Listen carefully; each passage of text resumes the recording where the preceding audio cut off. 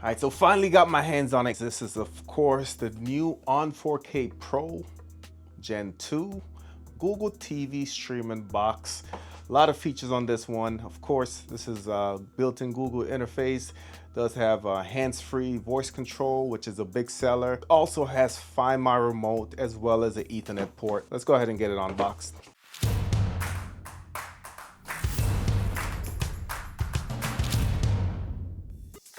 All right, so we're gonna have the user manual.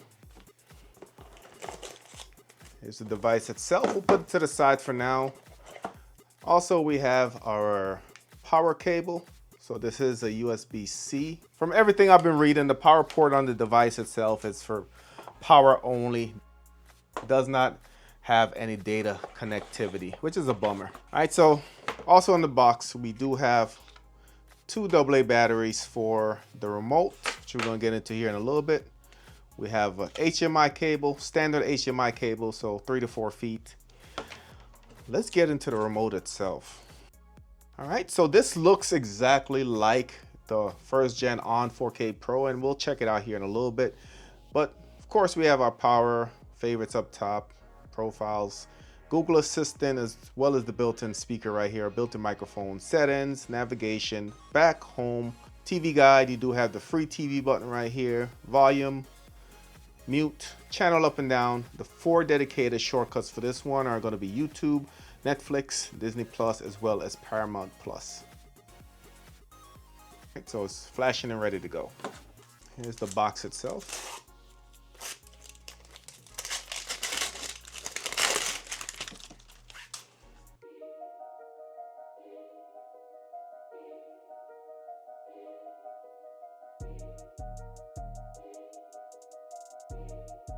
So on top, we're gonna have the Find My Remote button. This is a physical button, so it does press in.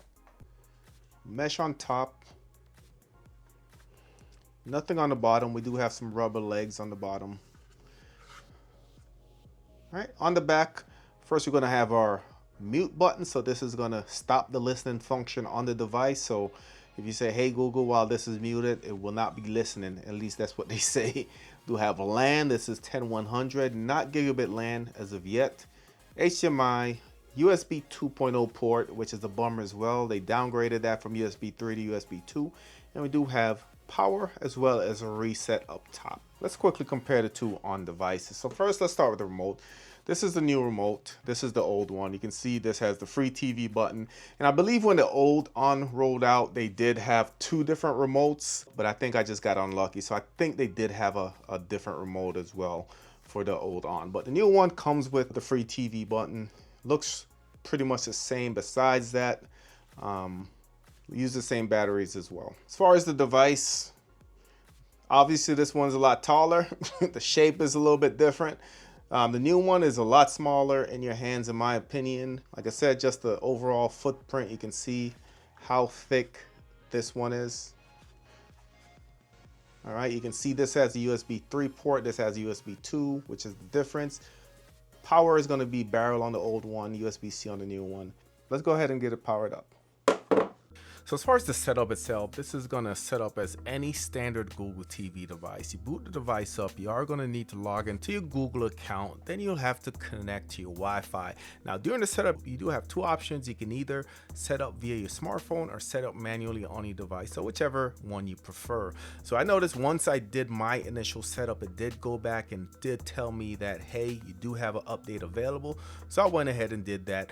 Did the update, chose my applications, then boom, I was in the user interface ready to go. All right, so 2 things I wanted to try out. First of all is just the remote finder feature. So remote's right here. The Find My Remote button is right here on the front, on the top, I mean.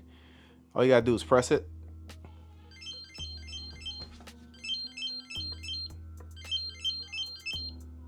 All right, so you can hear it beeping, pretty loud.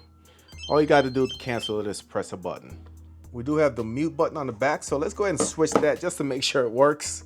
No, privacy is very important, so switch it to off. All right, so you can see there's a red LED right there, just letting you know that it's not listening to you. So, hey Google, what's the temperature outside? All right, so nothing. So let's go ahead and flip it back on. All right, let's try it now. Hey Google, what's the temperature outside? The temperature in Apopka right now is 78 degrees. Let's try something else. Hey Google, which NBA teams are playing tonight? Tonight's NBA schedule includes the Atlanta Hawks versus New York Knicks at 7 p.m. Eastern Daylight Saving Time. All right, so that was all done with the actual HDMI disconnected. So that would simulate if the TV's off or whatever the case is. Let's go ahead and connect the HDMI back. All right, so what it does now is it actually answers on the device versus in the speaker box. Let me see if I turn it off, what will happen. So I'm gonna hit the off button. So blanked on the screen. Let's go ahead and give it a shot. Hey Google, which NBA teams are playing tonight?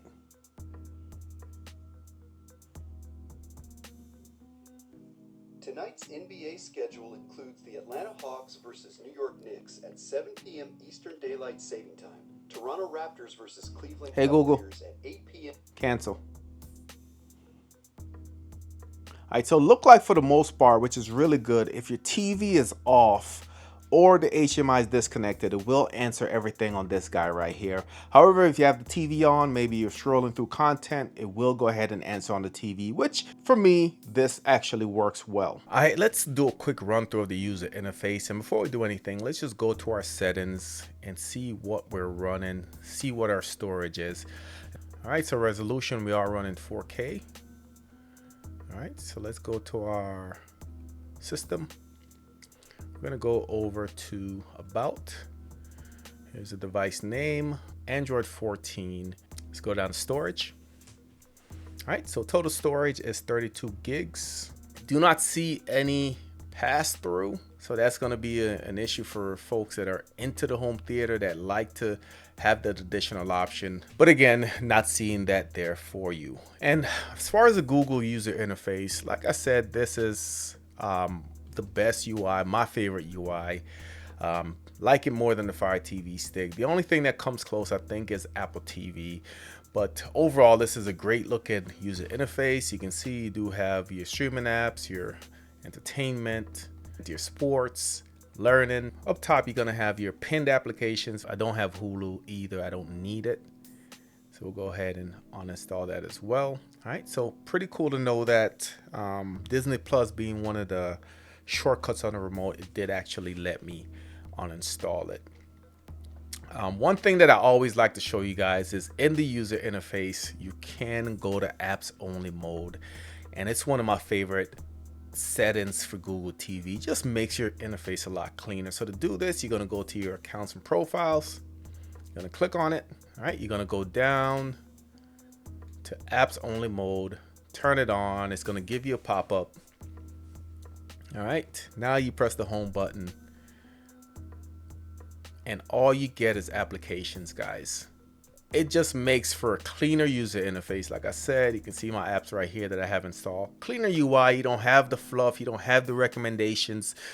This just makes it where all I want to see is my apps and I don't have to struggle with everything else that Google's making me look at. So one of my favorite settings, I like to point these out when I do these reviews. So let's go back to my account. I'm gonna go all the way down and I'm gonna go ahead and turn off apps only mode. As far as the start button in the top right of the remote, if you click that, you can see you have a couple options. You can press the start to open your favorite apps, perform actions, to choose what type. So you can choose a Google Home device or Google Home, view and control your Google Home from your Google TV, or you can choose an application. So go to an app, you can see the apps that I have installed. I can have it open any one of those. That's always helpful. As far as the guide button, if you click on that, it's gonna bring you to the Google TV guide.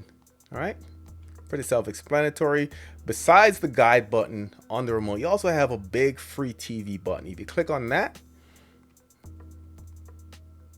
it goes to Google Free Play and it just starts playing immediately. So again, a lot going on here with this device, but let's jump into the streaming. This is what this device is going to dominate with. Again, you are going to have Prime videos. This device should not have any issues streaming anything that you throw at it, whether it's Netflix, whether it's Prime videos, whether it's YouTube. Streaming on this device is going to be pretty straightforward. All right, let me just double check, make sure we are streaming in 4K. All right, so we are up there in 4K. You can see, looks really good, guys. Let me go ahead and skip ahead.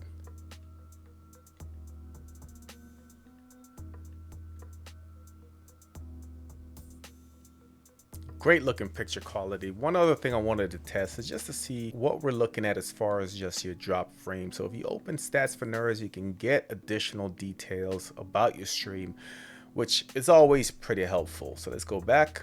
All right, so you can see we do have current optimal resolution is 4K at 30 frames per second. You can see as far as the drop frames, we have one drop frame of 2193, so that's pretty good. Codec, you can see, is VP9. This is an open source, royalty-free, compressed codec developed by Google, designed to deliver high quality UHD 4K video while reducing bitrate by 50%. So overall, just the streaming is going to be fine on this device. But what's our storage options, and can we install third-party apps? All right, so first thing I want to do is just plug in my USB drive. It is currently plugged in, and we're going to go down to storage, click on that. You can see it does see my internal storage, which is 32 gigs available. It also see my test storage. Once I click on that, you can see I have the option to eject or erase and format as device storage. So quick reminder that if you do the erase and format as device storage, this will essentially combine your USB drive to the Onn 4K Pro, and it is going to erase everything on that drive, and the drive is only now compatible with the Onn. So this is a way to expand as device storage. However, if you have files on that storage like I do, you might want to just browse those files, and this is where a file manager comes in handy. So as far as a file manager, I have a couple favorites, but let's go ahead and we'll search for it. All right, so here we are inside File Manager Plus. You can see our main storage there, and we can see our test. Let's go ahead and click on that. All right, so do have a couple applications which I am going to install 3D Mark as well as IDA64. We are going to do the benchmark, but first, this is now USB 2.0. Can we actually play 4K video over the USB? All right, so it is playing. This also is a 4K file. Let's see if it'll let me go fast. All right, so it plays 4K. Let's go back. Next thing we're going to try to do is see what we can do as far as installing third-party applications. Let's start with just enabling developer options on this device. So I'm going to go to our settings. I'm going to go down to our system. I'm going to click on About. Go all the way down. You want to highlight the build number. You want to click it 7 times. So 1, 2, 3, 4, 5, 6, 7. You can see now I'm a developer. Now if I go back, I should now have developer options right here. All right, so again, I don't have to explain what developer option does. Just gives you unlimited amount of access to your device. You can change any little thing about your device, and of course it is handy when you're about to install third-party apps. And now we're going to try to install third-party apps. So these are pretty much simulating if you're installing an app that was not located in the App Store. So if this works, then you know that you can install third-party apps. So let's start with 3D Mark. Install that.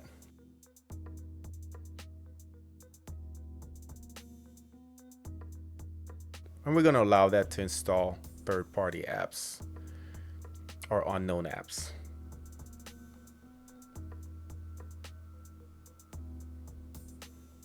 All right, so we're all done. Let's see what's really under the hood of this device, and let's go ahead and launch IDA64.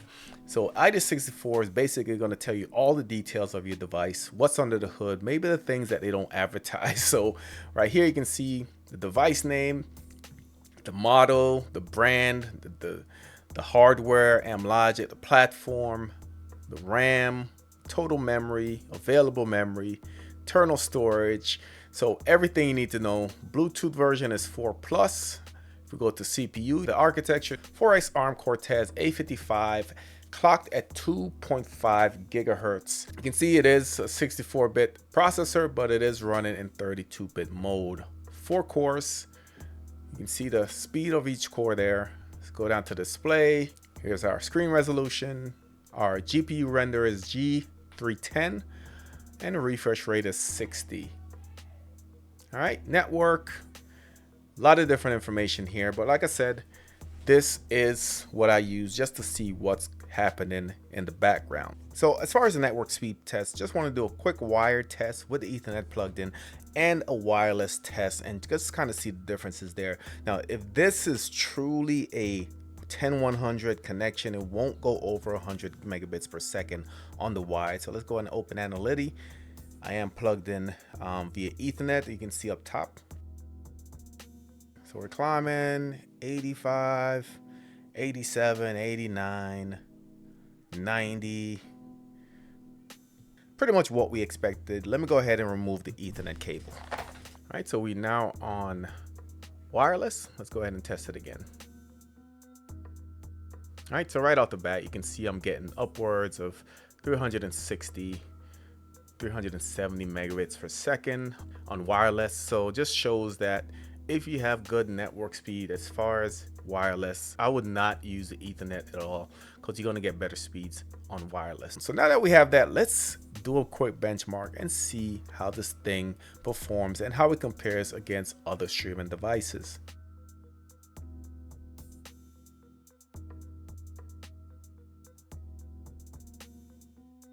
All right, so here's the overall score, guys. Scored a 1558, which is about middle of the pack. So not slow, but not overall impressive either way. So this is about on par with what the Onn 4K Plus scored, but again, nothing crazy. So just to give it a comparison, the older Onn 4K Pro scored a 500, Fire TV Stick 4K Max scored a 800, the Fire TV Cube scores about a 2500, the Nvidia Shield scored a 4500, and of course the Buzz TV Power Station 6 scored a 7500. Decent performance, not overly impressive, not overly powerful, but it's enough to get the job done. So let me know your thoughts in the comment section. What did they get right on this device? What did they get wrong? What changes would you like to see? And also, what, if anything, you'd like me to kind of go back and take a second look at on this device? Of course, if you're new to the channel, subscribe, smash the notification bell. Thank you for watching, and I'll catch you on the next one.